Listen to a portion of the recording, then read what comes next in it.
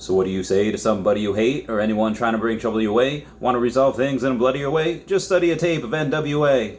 One day I was walking by with a Walkman on when I caught a guy give me an awkward eye. Hey guys, how's it going? It is I, the real Randy Chavez. I'm coming at you today. A little bit of Eminem. This is the Earth 2 update video. Guys, if you're new, welcome. If you're not, welcome back. I love y'all. Everyone say hi to Dashi. Hello, Dashi. So, we do have a new tweet from Shane, and we do have some news. A news article that was shared it says, quote, check out the latest hashtag Earth2 catch-up announcement covering more details on past few releases here. Earth2.io news/mentors.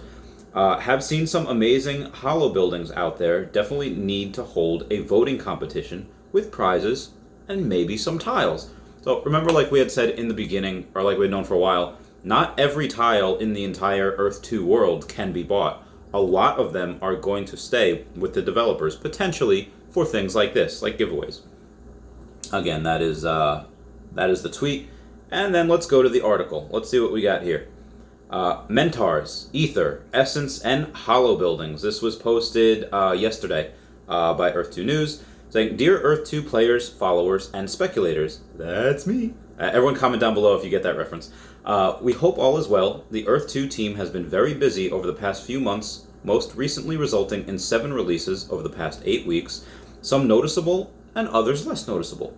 These updates have been primarily focused on Phase 2 features which are both relevant in Earth-2's long-term plans and which focus on rewarding players who own land and are creative or remain active. Also, us as well. A few days ago, the most recent updates saw the introduction of Mentars, Ether, and Essence into Earth-2. It's also possible for players to insert jewels into designated slots using their Mentar in order to increase Essence yield. That being said, I have capped out at about 275 essence per day. Again, I don't have that many mentars on there on my properties, maybe a dozen or so not that much, but they're all slotted with max amount of jewels. Now, recent updates have been pushed through for the benefit of our community. However, we realize we can provide additional information surrounding some of these updates, and we are providing this note to bring our players up to speed with some of our released features. Also, my jewel production has gone up. I don't know how, I don't know why, I didn't buy any more tiles. Maybe because they have mentars on them and because I'm utilizing some jewels, maybe that triggers something in the if and let statements or the arrays of the coding. I don't know, but my jewel production has gone up. So let me know if that has happened to y'all as well. Mentars. The Mentar is a core Earth 2 entity and technological structure which can only manifest and function on a virtual land that has been claimed or is owned by a player. Mentars are essential for the gameplay in Earth 2, as they are the only way a player can presently collect Essence. I assume that just means that at some point we're going to be able to collect Essence in another way, or Ether in another way. Mentars are able to detect and harness any Ether, more on Ether below, that exists on a player's property from time to time, and if consumed quickly enough, can convert part of that Ether into Essence. Mentars are normally the first structure on player's land, and once instantiated, will always remain in place so long as the property remains whole and not subdivided, even if it moves. Okay, so what this means is that at some point we're going to be able to say, like, hey, this is a giant 750 tile property, and this is only a 300 tile property. Let me take 150 out of here, or 150 out of here, make this a 600, and this is 350, okay, make this 500. It's a little more equal that way. And you're free to do that, but if you do that, apparently they will remain. If you do that, the mentars might pull a Houdini. They might get up and move. It might be canceled. You might have to cost you $5 to get a new one. That type of deal. But if it remains whole and you decide to move, hey, here's Chavez Topia, and here's a giant megacity, but I have a plot of 750 tiles somewhere else in Antarctica. I can move that to Chavez Topia, and the mentars will be fine. Now, Ether.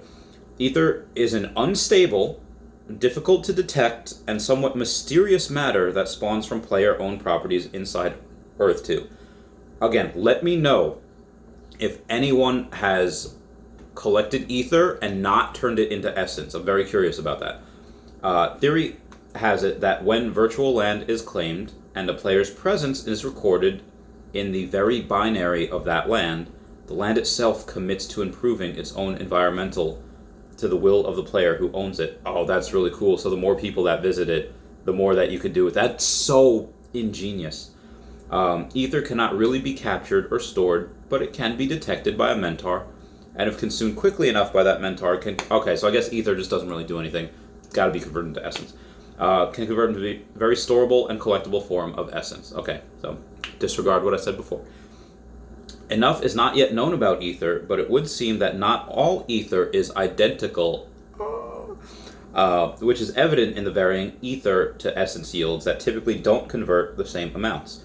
We know that when captured early enough, ether always yields some essence, but never more essence than ether. Okay, all right. So are there similar to, I guess, there being class 1 and class 2 tiles and class 3, and jewels being, okay, the different tiers of jewels. There's probably going to be different tiers of essence as well, or ether, which is really, really cool. Now, on to essence. Unlike ether, essence can be collected and stored. It's believed to be some kind of precursor of matter, like dark matter, maybe. Since by using it, a player will be able to produce resources more or less out of thin air. Okay, here's my theory on that, though.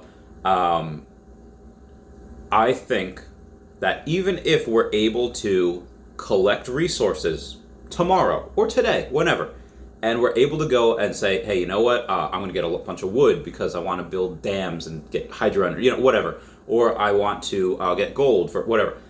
I think right now what I'm going to do is I'm going to say, you know what, I'm just going to collect a whole bunch of essence, because if you're going to be able to use that to collect things out of thin air, I'm going to wait until the market dictates what is the most important piece of resource, and then I want to use all my essence to make all of that resource. At least that's what I'm going to do. Could I miss out on stuff? Possibly. But if I had waited with jewels, where I was buying jewels at $1 all the way down to 20 cents, if I had waited, okay, prices are falling, I could get jewels for a lot cheaper. I would have done better. But I digress. Let me go into this.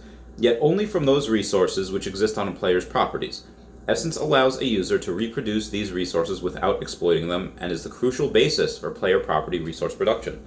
There is common belief that we are yet to learn about the full potential and uses of essence, but for now, essence is highly desirable in Earth 2, and at some point will likely be traded and sold directly between players. Yeah, if this is what essence can do right now, just more resources, and it'll have more utility later, it's probably going to be worth a lot more later. So I'm probably going to keep mine. Jewels. Jewels, which began spawning randomly inside Earth 2 a number of weeks ago, are starting to prove useful by improving the Mentor's ability to detect ether and convert it into essence. In general, and amongst other things, jewels can improve the ether detection rate, especially on larger properties, where the distance between Mentor and some places on the property is large. Okay, that makes sense. That's what I did. So, hot dog, I did good. Once the ability to produce resources from essence is available, jewels will also serve a key part in the effectiveness of certain resource production, giving proactive players an even greater yield from their properties. Very nice.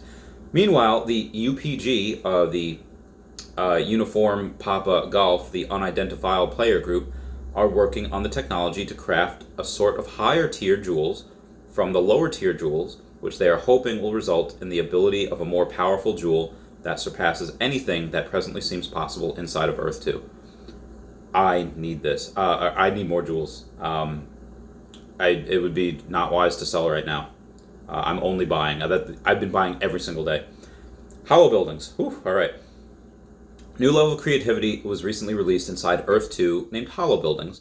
This quiet release, which allows players to create HBs, or hollow buildings, using the Earth 2 developed HB editor, has more to it than meets the eye. Transformers reference? HBs were originally researched and developed to allow players the ability to plot out future virtual constructions, weighing up size, look, aesthetic, feel, and more based on the HBs they were able to create blueprints for.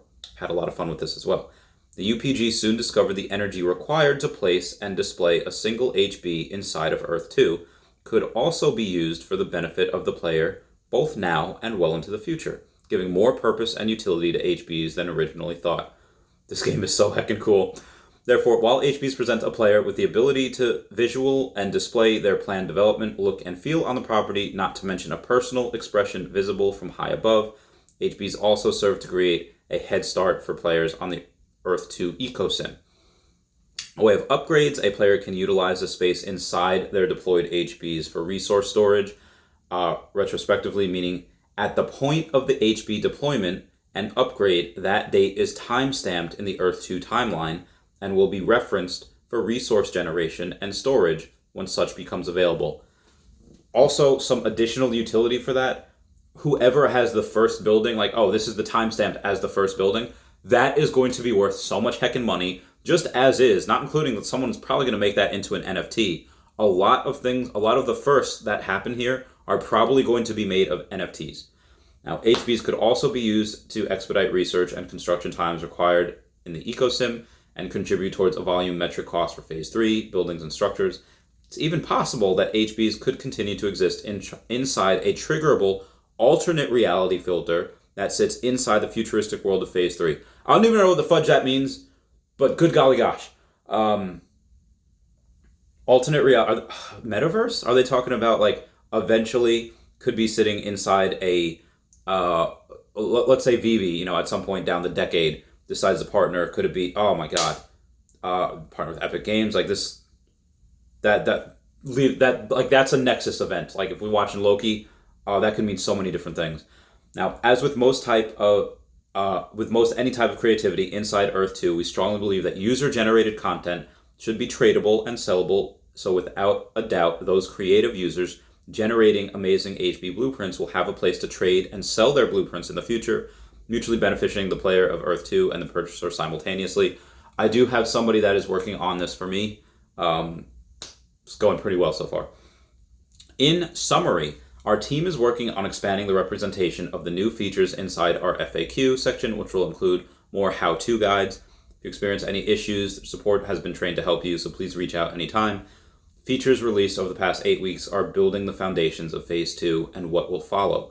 We now have the first buildings and the first and central resources in place. We have the first jewels that will begin to play a major role in players' strategic decision making around where your property's economic development will lie, and we have the hollow buildings that allow players to plan, see, and better prepare for exciting future developments.